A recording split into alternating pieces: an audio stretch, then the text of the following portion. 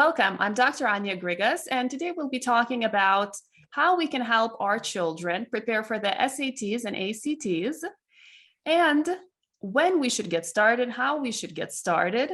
And I can tell you it's not in your junior year in high school, and it's not by signing up for that prep course last minute. So today we have a special guest, Zach Gaidosh. And Zach has a very unique background because he is both highly experienced ACT and SAT coach, and he also comes from a background of a math educator. He's a elementary and middle school math teacher. Welcome, Zach. Hi, thank you for having me.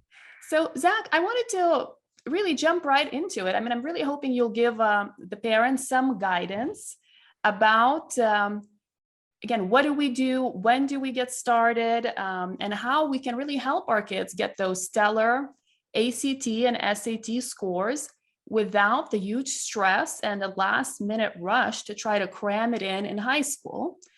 So first, I'm hoping that, well, maybe you can share a little bit what was your own experience with the ACTs or the SATs.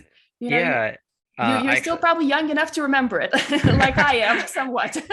yeah, actually, it was actually the PSAT was a real eye opener for me. That was actually my first experience with it. For me, the PSAT was just something you took when you were a sophomore and a junior. You take it twice, once as practice and then once for real as a junior. And I remember talking to people about it, and they were all very focused on, am I going to get national merit, what am I going to do, and I was like, I did the little practice one they sent home with you and whatever, how about you? And my friend at the time, Will, was like, oh, I've been studying this for like a year, I go once a week to do practice with like a coach. And I was like, what? And another one of my friends, was like, yeah, he's like, I've been preparing for this for like 2 years, like, didn't you practice for the last one? I was like, no, I didn't. And anyway, is this big of a deal? And I mean, in reality, it is a very large deal. And I was very fortunate to still get the national merit. But Congratulations. thank That's a you. big deal without any prep work. That's very impressive. I've always had a knack for standardized testing. So but the thing that really opened my eyes was that a lot of people practice for a long time, and I think that is good.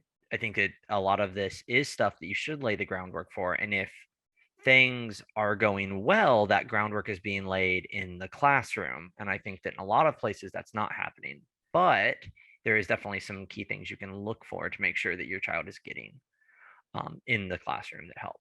So, Well, let's get into the meat and bones then. So how and when can we start preparing our child for the SATs and the ACTs? I mean, when is too early to start?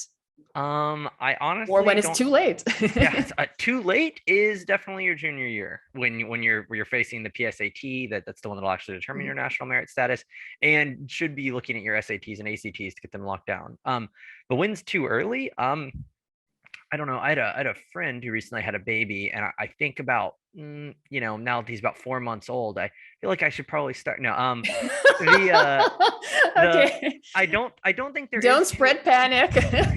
No, I don't think there is too early when it comes to math education. And let me say what I mean by that. I don't mean you should sit your kid down and walk through an ACT or SAT guidebook with them when they're in first grade. But if your math education is doing the right things, you're preparing for it from day one. And as like with my experience with like fifth grade math, especially around fifth grade, all the kids have most kids, I should say, have turned the corner on that kind of looking behind the curtain, right? Not just like what's going on, but how and why are things happening, right? You see this in science education, you see this in math education. You really start giving them some more critical thinking. And that's the term I'm going to use a lot, critical thinking. And I'll kind of get into what that means. But a concept-based critical thinking education, not an operational understanding, or not just an operational understanding, not just an algorithmic approach to math, not just, oh, if the X, if the 5 is here, I do this, that, but understanding why, like how the numbers relate and what they mean to each other, and focusing on that and engaging with verbal reasoning with math. Like that's something that's so underutilized, right? A lot of people talk about everyone remembers the worst thing in school was word problems, right? Everyone hated word problems, right? And I said this to my students once, and I didn't expect the response I got, but all of them like looked at me like, he's super right. I was like, when you guys leave school, everything is a word problem. Like in the real world, no one just sits down and says, solve for X, like, and just like Yes. throws a, equation at you. Someone comes up to you and says, hey, I need to build a bridge. How thick does the concrete need to be? And you're like, quick research, like thinking, applying, like there's no non-word problems. It's all word problems once you're out of school. So I think that such a focus on like critical thinking, being able to apply your mathematics, like that could start fifth grade, I think is the that would be the latest I would say you start developing. You need to start then because another analogy which I'm very fond of is talking about people talking about like riding a bike, and you always hear the phrase training wheels, training wheels.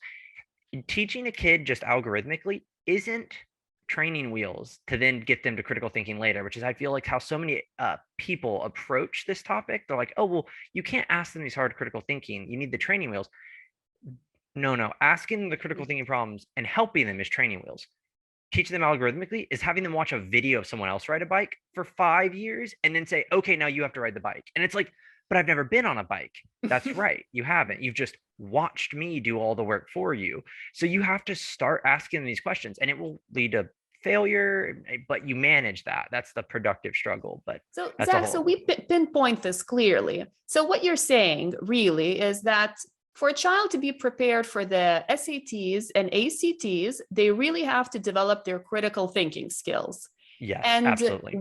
in mathematics, we're really talking about the mathematics portion of the test. Mm-hmm. So to develop the critical thinking skills, you're also saying probably the latest you should start doing this in fifth grade. And that's a pretty, so basically your child should be introduced to critical thinking in mathematics, probably from, first grade onwards with those training wheels, as you say. Mm-hmm.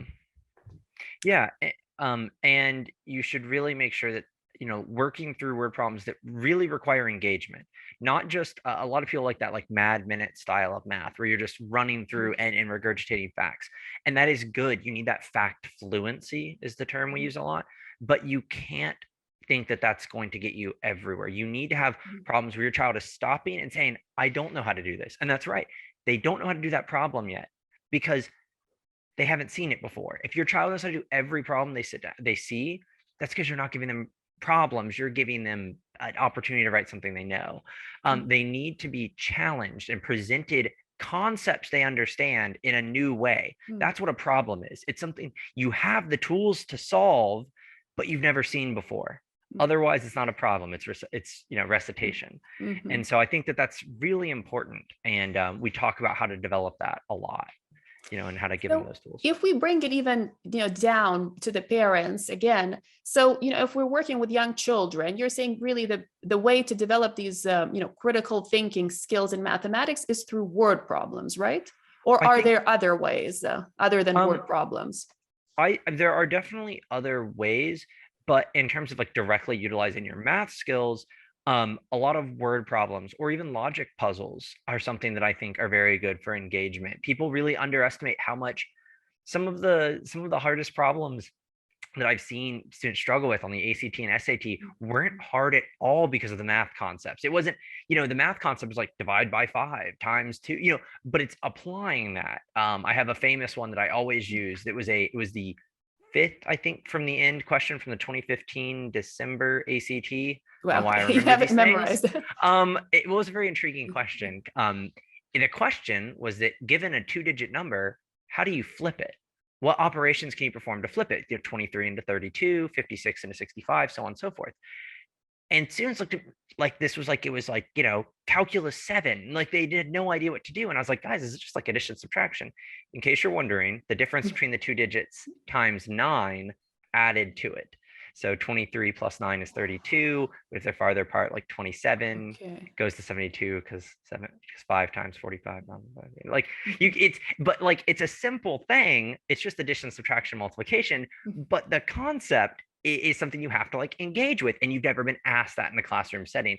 So just like even simple logic puzzles and riddles and things like that, the true taking what I already know and applying it to a new situation, right? The classic education model, but just in math, rather than, oh, we've taught you this formula, the standard algorithm.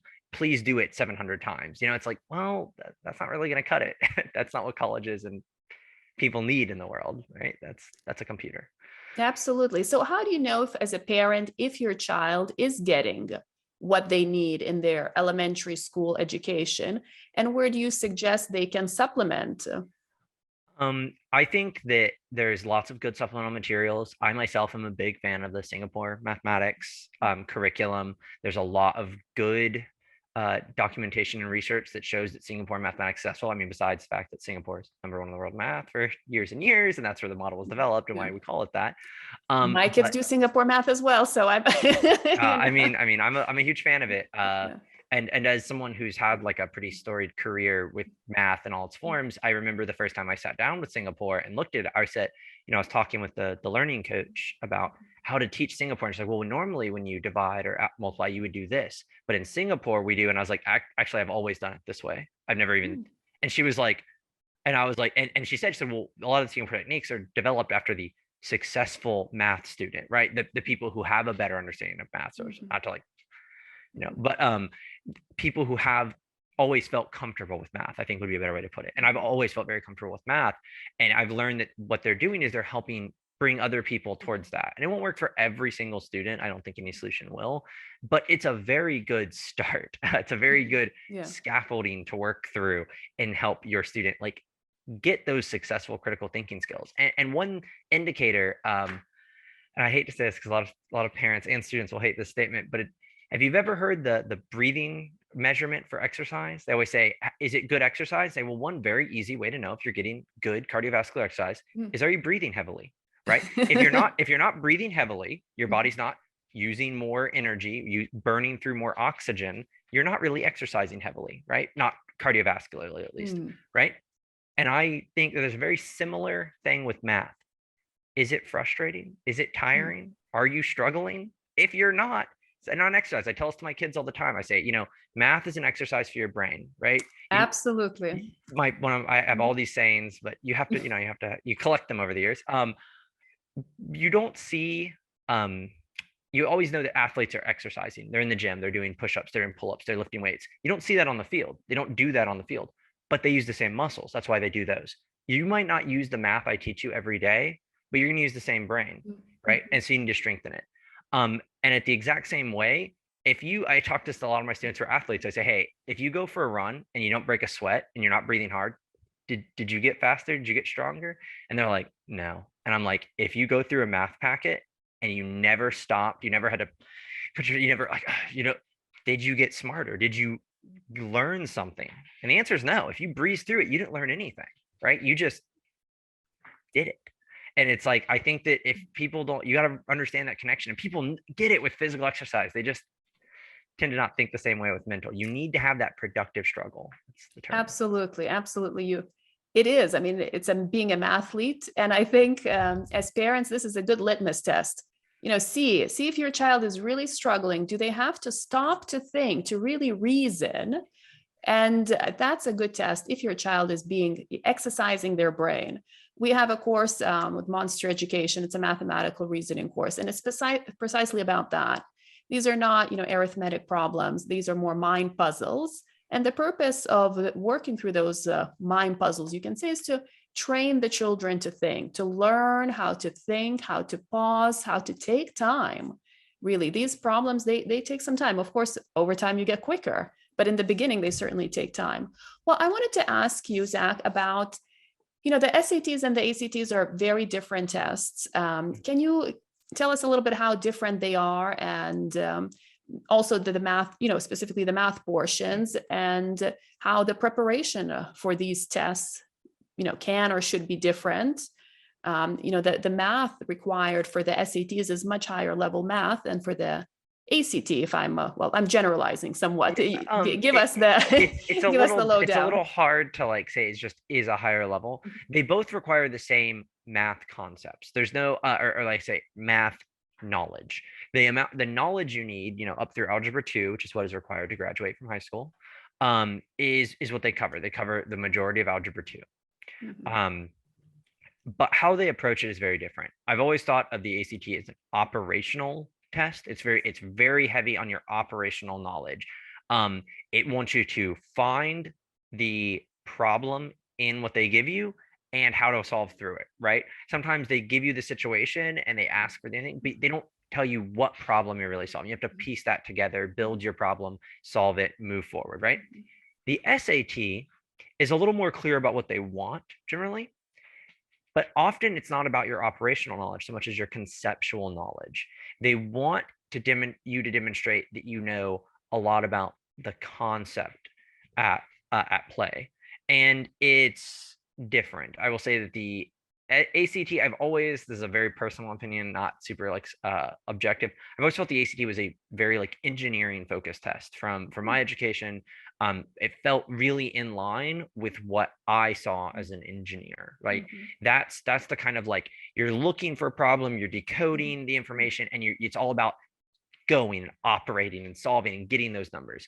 Whereas the SAT is a lot more concept based. And from speaking with my peers who went through a more like direct math focus, it seems more mathematics, or even you could say less tied to the, less applicable to the real world, but yet still a very good measure of your math, but concept focused. You're looking at, if you divide a number and it gets larger, what did you divide by? You had to divide by something less than 1, right? And that's all you need to know. You don't need to actually solve out for what the number is. The way the answers are structured, if you pick the one answer that's less than 1, that's it. It's the only answer. And so you like don't have to work through operationally as long as you understand the concept. Whereas the ACT is like, no, you're going to calculate it, and we're going to make sure there's at least 2 answers that are really close together that could be it. So you have to actually do it, and I think that they both have their values, because the SAT allows them, with that, there's less of a time constraint, right? Since you're not doing as much work, they can ask you more difficult concept questions. You get how do you know your concepts? Because the ACT is like, can you perform quickly? Can you perform accurately? Would like I said, engineering versus like mathematics, I always felt like was kind of the difference there. So again, if we're thinking about young kids here and we're thinking about a 5th grader, how would you prepare, let's say, differently, or start thinking about preparing for the ACTs versus the SATs? What type of different skill sets do you need to develop? Well, I think the SAT would be much rougher for a 5th grader for 2 reasons. One, it is very a concept focused, high level concept, and that makes it very difficult when you haven't seen as many of the concepts. And the second thing, the presentation, the SAT is very algebraic language focused. They don't like because like I said, the ACT gives you the information, gives you the setting, and then you build your own scaffolding. So students who've worked really heavily with bar models and other critical thinking skills can build that scaffolding out of the problem, right? I have 5th graders who can solve what are, their parents are always like, this, I need algebra to solve this. And I'm like, well, you don't have to solve it with algebra. You can solve it with bar models and critical thinking. Like, it's a comparative problem. Whereas the SAT doesn't give you a situation. It just says, here's the algebraic expression, work through it. So for a 5th grader, they've never seen it written algebraically, like even if they're in Singapore, you don't see X until 7th grade. So they're like, and they just stop. But the concepts they have, they just can't work with the material. The ACT is a little easier for them to work with, because like I said, they can kind of build their own model and think about it their own way in a lot of ways, which is good and bad, enough rope to hang yourself with, so to speak. I think that the key thing for preparing for either of them, if you want to sit down and see a 5th grader get as high as they can, is something that I hate to say, but familiarization. 5th graders definitely need to be more comfortable with the exam, but also, like I said, strengthening those critical thinking skills. I've got some example problems that will show you, as long as the critical thinking is there, they're ready for the math. A lot of it is, fractions, decimals, multiplication, addition, that they have the concepts for. Well, I mean, we would love to see that. So if you'd be able to share a few problems with us that you think, sample ACT problems, sure, that sure precisely demonstrate that all you need is kind of critical thinking skills to solve these types of problems that already I know you give to some of your students as early as 5th grade to see if they can figure them out. Yeah. So let me share this one with you. Great. I've pulled it up on my second screen, and let me zoom in a little, just make sure that's good. Okay, Yeah, that's so great. here's a great example, because I think anyone can recognize when I walk through this that the hardest part is just thinking about it. Everything else comes secondary. The math is very, very easy. So if you look at this, oh, I can't seem to annotate at the moment. Oh, there it is. No, I don't have annotation on this, unfortunately. That's okay. So if you read through this, Alani works 8 hours per day, 5 days each week at a custom embroidery shop. Each day, Alani is paid either $1 per shirt or $10 per hour, whichever amount is higher. Now, right now, we've already been told how many hours she works every day. That's not going to change. So she's making a minimum of $80, right? Because 8 times 10.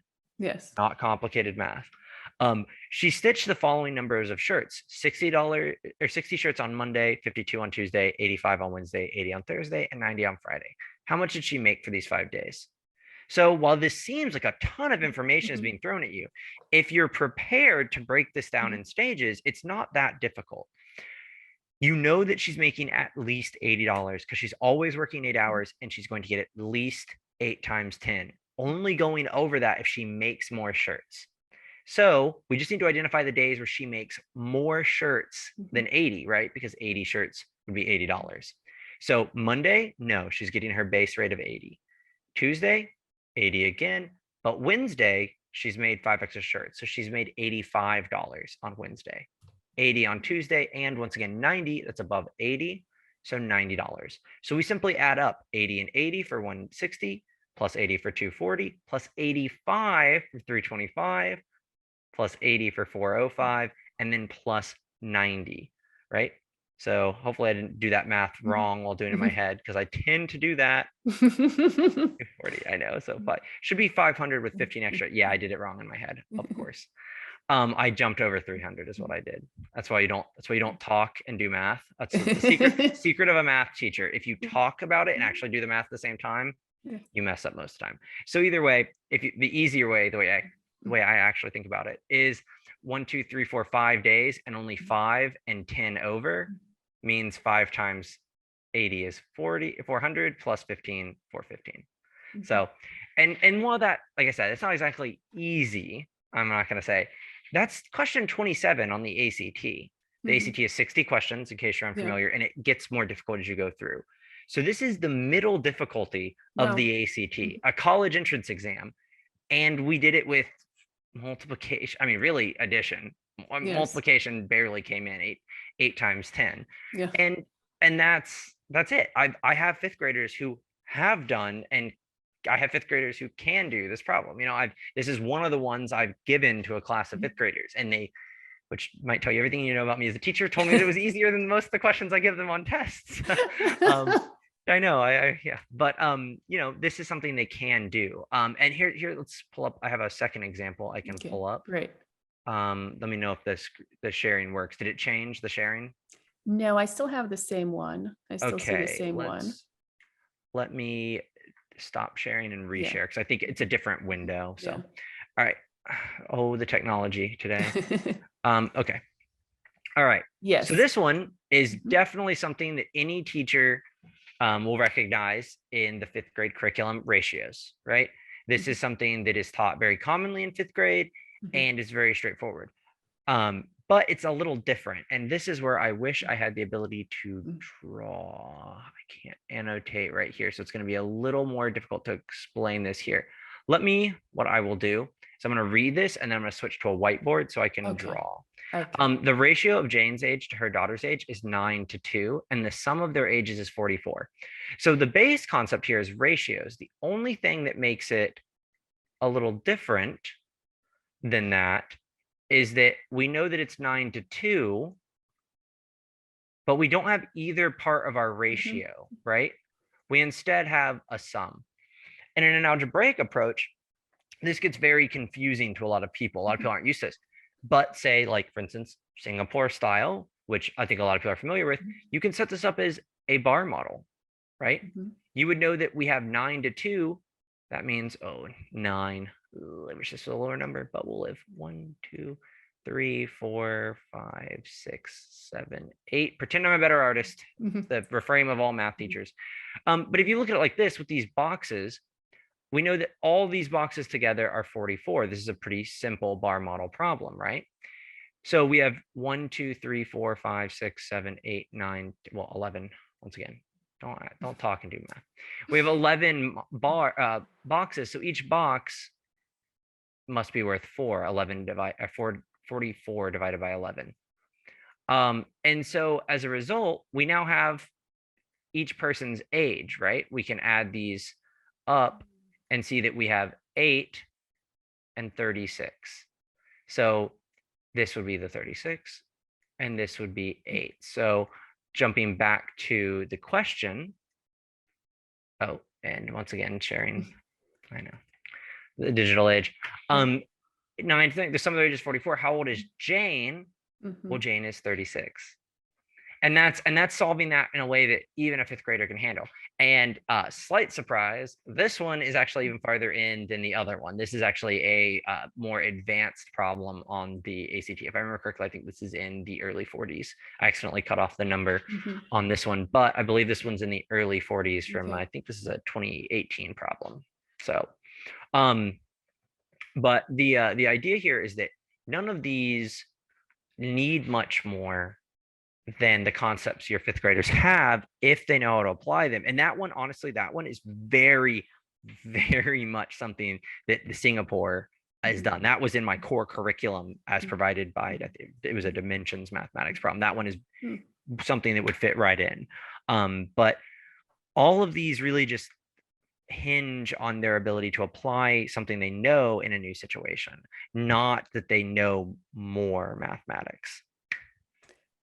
And these, we really narrowed in on word problems. And you can probably also emphasize that the word problems that children should be solving are not just word problems, but multi-step word problems, right? I mean, yes.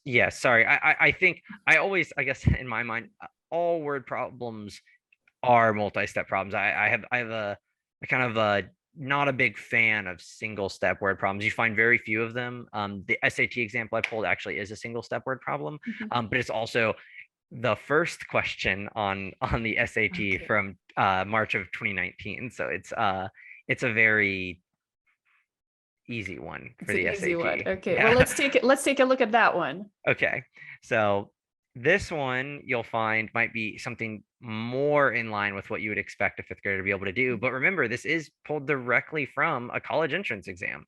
So Michaela is planning an event in a 5,400 square foot room. If there should be at least 8 square feet per person, what is the maximum number of people that could attend this event? And you're probably thinking to yourself, if you're a parent or an educator, this is something I would put on a fifth grade test. Not just me, a normal, a less intense math teacher would put on a test, right? It's pretty straightforward, right? But it takes something important. Understanding what these numbers mean. This is as simple as 5,400 divided by 8. But if you wrote that, a student would just be doing an algorithm. If you give them this problem, they're engaging what they know about math and how it applies to a real world, a real rate problem, which is something we strive to do in the classroom. But this, like I said, this is a single step word problem. And I would hope that it would be something that would be straightforward. So, but this is, like I said, from the SAT. I have less examples from the SAT because, like I said, they have that algebraic interpretation where they like to, do things that involve X and Y and things. So it's much harder for a fifth grader to see and know what's going on.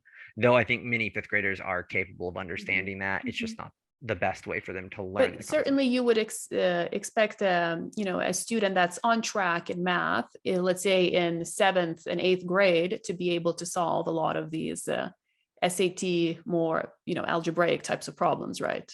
Yeah, definitely. Well, depending if they do 8th grade algebra, then a lot of them would be able to solve a lot of these. Yeah, I think that the Duke Tip program does the 7th grade. I think it used to be SAT. Nowadays I believe they do the ACT in 7th grade, or it might be an option, but I would recommend the ACT. If there is an option, I recommend the ACT. Any parents out there looking to do Duke Tip in 7th grade.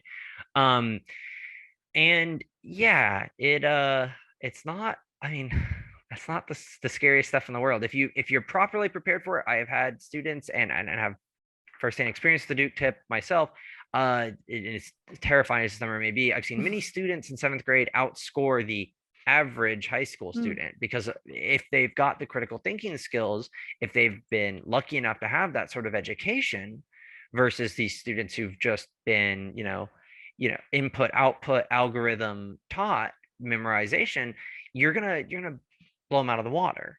That's just there's just it's day and night, the difference between education based in concepts and critical thinking, as well as that fact fluency, versus just a memorization.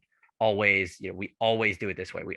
This is the hard rule, and there are a lot of rules in math, but your problems shouldn't look the same, and you shouldn't always have the same approach, solve, answer. So a lot of people fear, the SAT or ACT math portions because they think you have to be very mathy, right? You have to love math and be very mathy to do well. Do you think that's the case, or do you think actually that quite a lot of people could do very well on these tests with some, right prep work? I mean, a lot of my friends, and I'm not saying they weren't, they're smart, but their strengths lay in other areas. But they didn't struggle with the ACT like you may think. Oh, everyone's going to have algebra 2. So it's like I said, it's not like they're asking you, you're mathy people, I'm taking calculus in high school, but the calculus isn't helping you. That's not what this test is about. It's about how well you can apply the skills they know everyone taking it has. So I have friends who, I'm not a math person, and I'm not this, and they're scoring in the 30s, no problem, because it's not about how much you love math or how much you know about math. It's how well you can work with a given tool set, right? That's, I think, what they try and focus on. And yes, if you're a math person, you've done more math, you're like, it will be easier. And if you like something, it's easier, Yes. but at the same time, I mean, I've known many, many people who would consider themselves, who went to school for comparative literature and stuff like that, who still scored in like the 30s on the ACT, because it's not about how much you know in math, it's about how well you can apply critical thinking in a math setting. And so I think that, yeah, though I will say, if you're not a math person, this sounds weird, but I think that for most people, when they say not a math person, they actually have problems with computation often.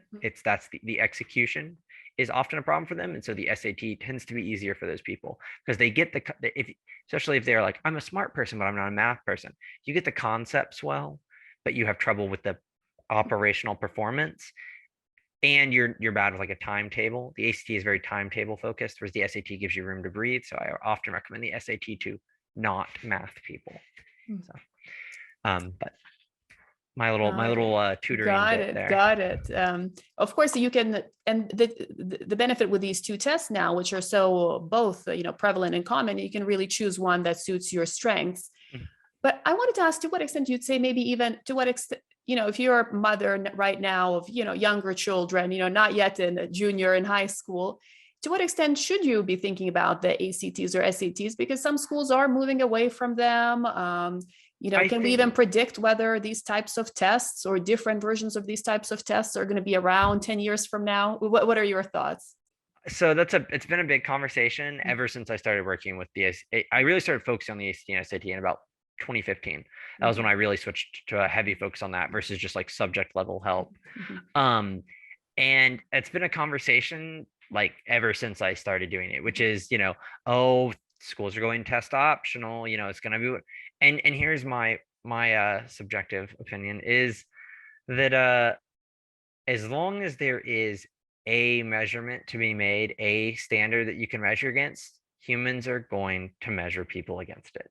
No matter what. Oh, he's super smart. He's whatever. What do you get on the SAT? What do you get on the ACT? Some people, as much as I'm not a very competitive person myself. Honestly, people in general always want to know. They want to know. They want to, even if it's how well did I stack up? How well did they?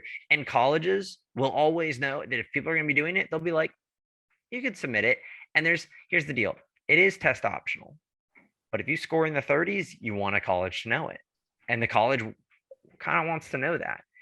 So test optional is saying it's not important to me. But I think in the back of almost all college recruiters' mind is, why didn't they send their score? And I hate to say it that way, but it's true. We've had these conversations. The center I work with, we talk with a lot of people involved in the admissions process. We get their opinions. And we've had more than one, more or less just straight out say, like, I do wonder why. And it's not that they won't admit you. That's not all what they're saying. If they say test optional, they're serious. They'll take you in. Don't stress. But on a personal level, they wonder. And we've always said that making a connection through your essay and through your application is one of the best ways to get in. So if you want them to not wonder to a degree, you don't want any doubt. So it's something you can brag about, right? If you have a great score, that's an extra plus. And especially for the highly competitive schools. I mean, that's the reality. It may be optional many places, but highly competitive universities will continue to at least want to see that or care. Of course, money runs the world, and scholarships are often based on ACT, SAT score. Academic scholarships for sure, but also athletic scholarships normally have partial requirements. I know that something like University of Auburn in Alabama have 29s. If you're going for an athletic scholarship and you score a 29, it turns into a full ride instead of partial. Wow. Okay. For several of those local universities here in the South. So I know that that's a big deal. And athletes, you basically have to have like a 21, I believe it is, for most of the schools around here to even receive, no matter how great of an athlete you are, you have to clip into 21 for, I think, a full ride for like baseball, football, and a lot of the local universities. Wow. Yeah. Okay. So clearly these requirements still remain, or there's certain baselines that thresholds you have to cross. So even, let's say, I would say, even if the SATs or ACTs evolve in the future into something else, or we have another set of tests, most likely, again, these types of tests are going to be testing for critical thinking and reasoning skills, right? Yeah, because here's the deal. If you test on just a knowledge base, right? Like, do you know what 3 + A is? Eventually, no matter what that knowledge is, someone's going to sit down, they're going to write a database, they're going to say, memorize this. And there's going to be a million people out there, literally millions, who can sit down and memorize that. And they're going to come in and they're going to slap down perfect answers. And then your differentiation curve looks like this. Well, I guess like some people miss it. And then the rest is just a flat line. And so you go to apply it. Wow, a 36. Wow, a 36. Wow, a 36. And it's like, that didn't help us at all. So it's always going to be that critical thinking, that engaging the brain, right? And plus, what do you want in a college? What does a college want? A college wants someone who's going to be successful in the real world. They want someone who's going to carry their name, their legacy, their brand for years to come after they leave the college, not just get the degree. And how do you do that? You don't do it by knowing a couple facts. Google knows everything. You do it by engaging with the world and being a critical thinker and making a big difference, right? And so that's what colleges want. They want colleges, no matter what they say, not to go on the college admissions rant, but they want someone not just who's going to get the degree, but who's going to make a difference carrying their name. And so they're always looking for those metrics. And one of the most long-running indicators of that is critical thinking ability.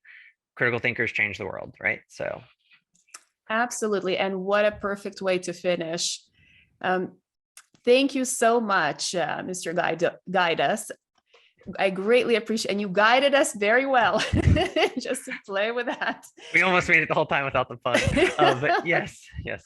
This was wonderful, very helpful. So, again, to sum up the key takeaways, if you're a parent of younger children, take a look at what your children are learning in mathematics.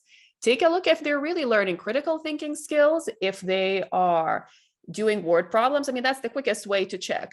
Is your child doing word problems? Are these multi-step word problems? Are these the types of word problems where your child has to stop, think, assess, types of problems where they maybe get a little frustrated? They have to exercise their brain. If so, that means they are doing what it takes to start preparing, even in elementary school, for scoring well eventually on the ACTs and the SATs. Yep, I would agree. Well, thank you so much. And then have a lovely rest of your day, and maybe we'll chat next time. Thank you for having me again. It was Thank wonderful. you. Thanks. Take care. Thank you for watching. If you're enjoying this, make sure to subscribe and hit the notification bell so you don't miss future videos.